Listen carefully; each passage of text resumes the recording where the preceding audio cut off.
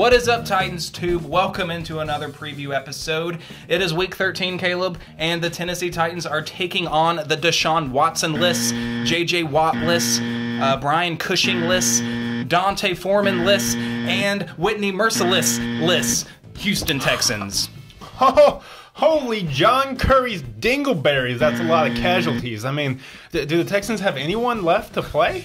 Well, I am glad you asked, Caleb, because that is what we do here at Titans Tube. We look at the opposing roster and break down the matchup for the upcoming game. Titans are coming off a glorious sweeping of the Indianapolis Colts. And by glorious, I mean ugly and incredibly frustrating. But it's still a win. A win is a win. So whatever.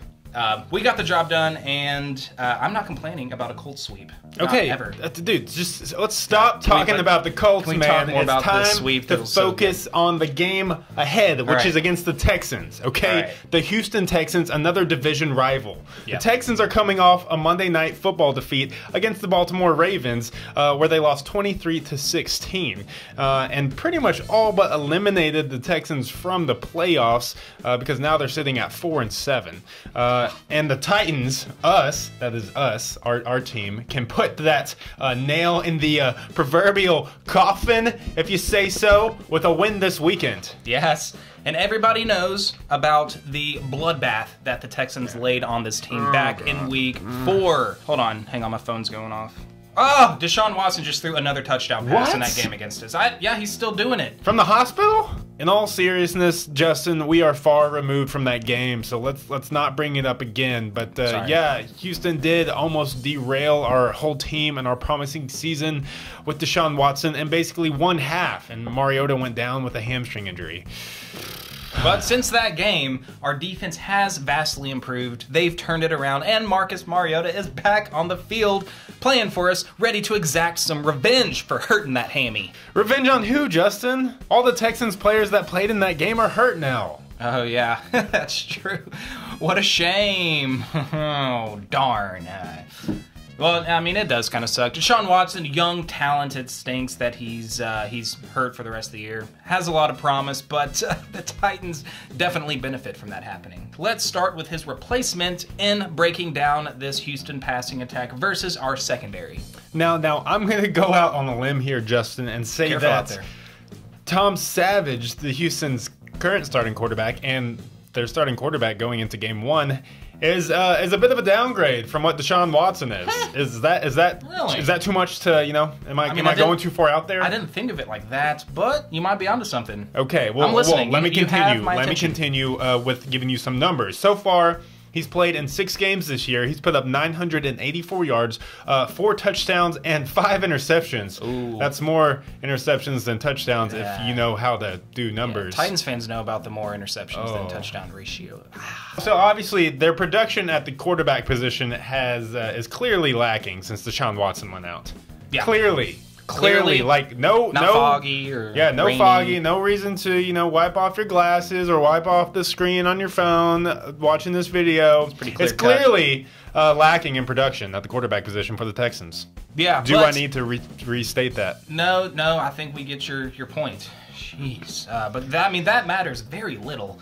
Because it doesn't matter who's throwing the ball. It matters for this team who is catching the ball. That's where it counts here. I'm talking, of course, about DeAndre Hopkins. In our first matchup, he ripped us apart for 10 catches, 107 yards, and a touchdown, and it could have been worse than that, but Deshaun Watson's just a nice guy and decided to give 3 touchdowns to Will Fuller over there. It was a gashing. Gashed. Yeah, this duo could very well cause our secondary some problems. Although Will Fuller is currently listed as questionable for this game, so it's something that we'll have to keep an eye on. But as for Hopkins, whether Will Fuller plays or not, he's one of the best receivers in the game. I mean, currently he's got 1,004 receiving yards on the game, already over 1,000 yards with still 5 games to go, and he's leading the league in touchdowns with 9. Shudder. What? Look, I know that Watson isn't going to play in this game, but the way that DeAndre Hopkins is still producing without Deshaun Watson throwing him the ball scares me more than like if UT were to hire me as their head coach right now. Cool. And now they have CJ Fedorowicz back, their #1 tight end. He didn't even play in the first game against us, and he's always given us troubles. Yeah, wait, where are you going with this? Are you about to give them the advantage in this category? No! You did give it to them, dude. You know what? You can't go back and sometimes you just got to do it. You just gotta give it up. Give. That's not a good reason at all. Have you ever heard give and get? Give a little. Get a little. It's about to be the season saying? Of giving. Yeah. So there you go. Season of giving. You're welcome, Texans. Let's move on to the Titans passing attack versus the Houston secondary. Rashard Matthews is expected to be back in this game, which will help us out a lot and, more importantly, move Harry Douglas back to the bench. Houston's pass defense is currently 24th in the league, allowing 244 pass yards per game. Andre Howe, that traitor from Vanderbilt, leads their team with 3 interceptions, and two of those 3 he grabbed against the Titans. They still have their old veterans, they're old men, really, and Jonathan Joseph and Kareem Jackson. They've been around a while, but they do get the job done still. But like I said, we are getting Rashard Matthews back, so hopefully that will open things up for our other receivers and Delaney Walker and the other super friends that we have. Look, Justin, I'm going to give you some rebuttal right here. Okay. I like everything you said, and yeah, we are getting Matthews back, but Tennessee's passing attack is more stagnant than UT's coaching search right now. I mean, Mariota continually makes interceptions and bad throws every game, though he does make some great throws. Yeah. We can't seem to utilize the talent in our receiving core as well as I'd like to see. And I'm kind of over, giving this Titans passing game the edge when they don't come out and show me that they deserve it every Sunday. So all right. I understand that Houston's passing defense is nothing to get, turned on about, but I'm going to have to say this should be a push. Well, we can settle for the push. I mean, okay. Yeah, I was being blinded by my bias, so thank you for saving me. All right, looking at Houston's rushing attack versus our front 7. They lost Deontay Foreman, their promising rookie, to an injury. So he's out for the rest of the year, so which means that we're going to get a steady dose of Lamar Miller and Alfred Blue, but mainly Lamar Miller. Yeah, very mainly Miller. He is their workhorse back. He currently is 11th in the NFL with 655 rushing yards, but is only averaging 3.7 yards a pop. Yeah, I'm liking our rush defense here. We're still 5th in the NFL, only giving up 89 yards per game on the ground, and we haven't given up a 100-yard rusher in like a gazillion games, and that is not an exaggeration. We're going to turn him into Miller Light. It's pretty good. I got to hand that to you. Was that good? Yeah. You guys like Miller Lite out there? No.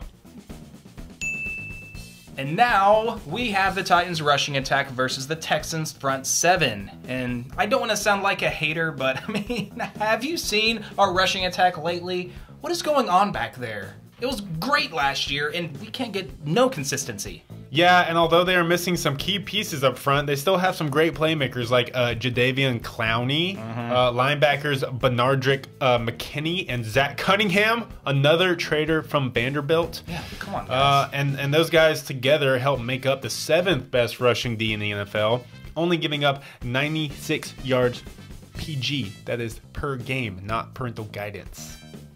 Thank you for clearing that up. You're welcome. We'll see who gets the majority of the carries in this game between Derrick Henry and DeMarco Murray, and I think it's going to be an interesting thing to watch for because I think in a lot of fans' eyes, Henry is really starting to separate himself from Murray in terms of getting production on the field.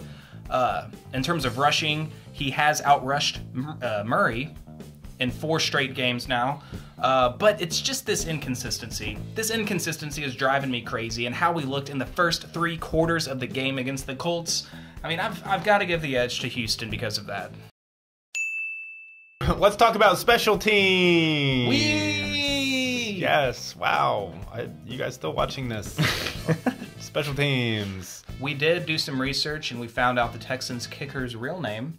And now we're going to spend this whole segment trying to pronounce it. This is what it's come to for the special teams segment. All right, lining up for the kick for the Houston Texans, it is John Christian Ka-Imen O-Iolu-A-Meka Ka-Ikioki Kumupaz Fairbairn. That was close. Do you want to try? That was close, but I caught some mistakes there. Yes. Oh, well, you do better. And lining up for the kick is John Christian Kai Imini Oli Omaika Ike Okika Kumpa'a Fairbairn.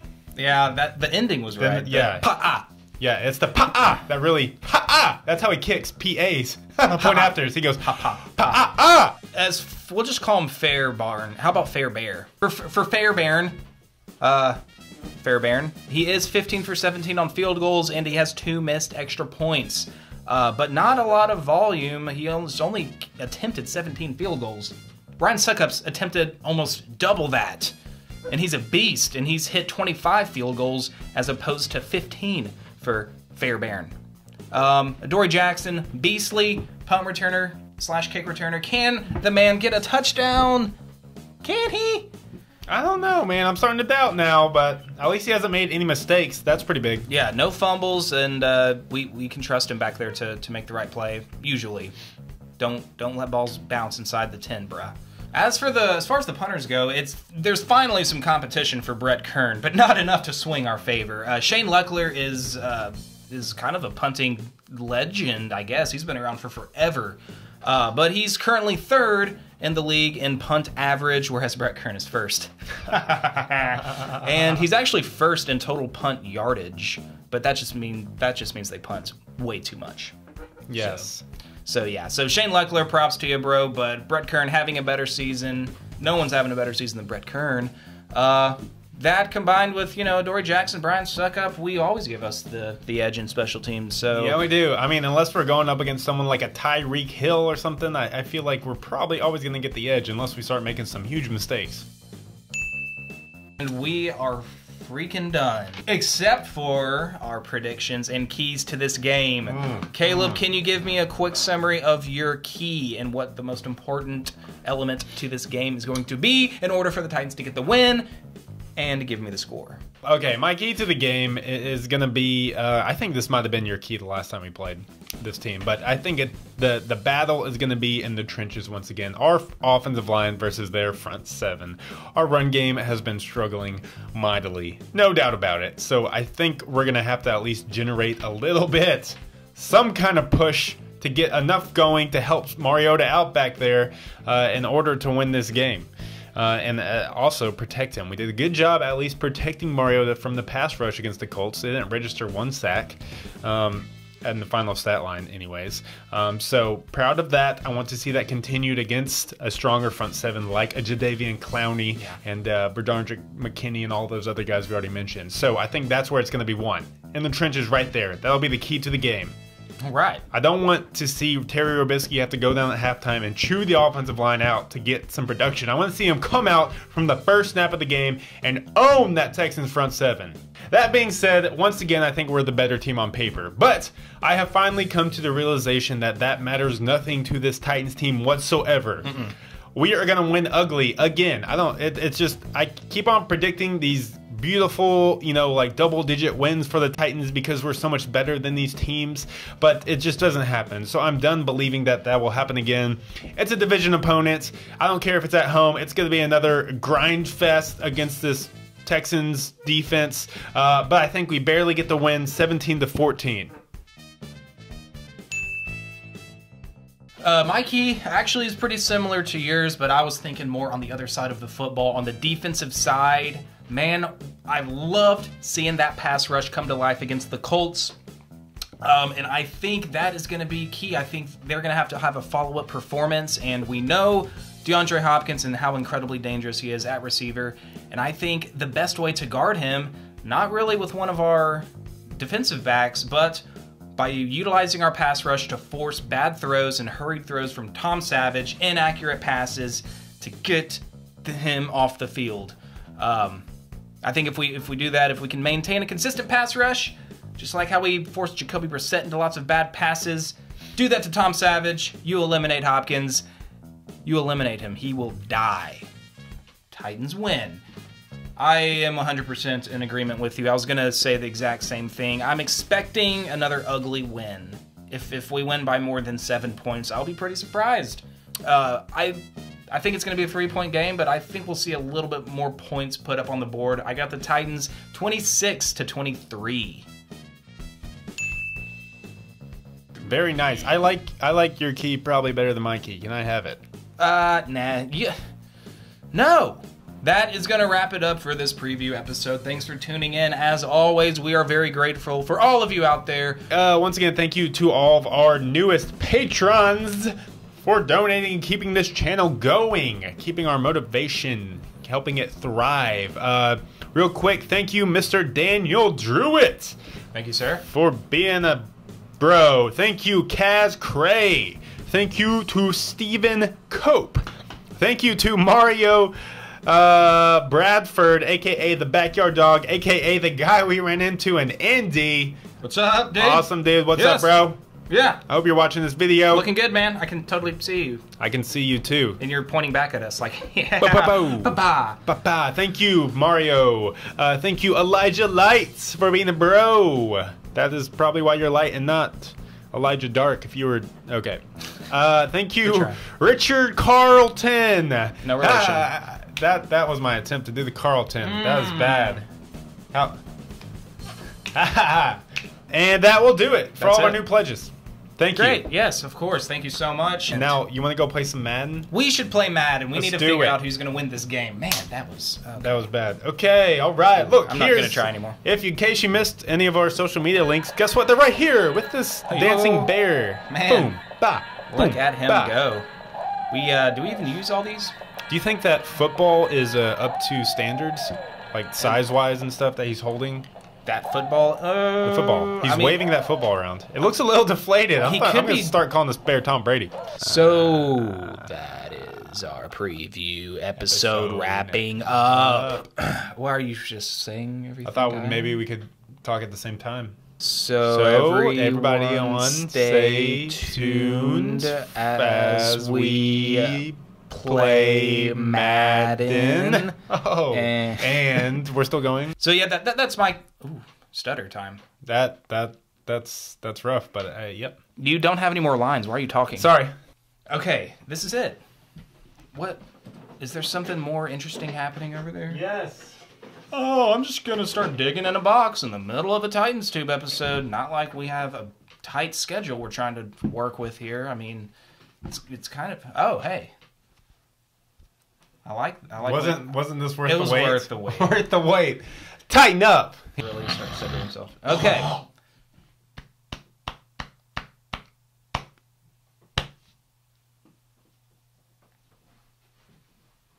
What is... Oh. Bernardrick. What's your name, Bernard or Rick? Pick one, dude. Jeez. Mr. Miller, if you're watching, sponsor us. I'm not opposed to selling myself out for money. I've just noticed that you've had your phone this time. You get me? I like holding things, and it helps me, and it just... I mean, if you're holding a pen, yeah, what are you writing down? I'm writing. I'm taking notes.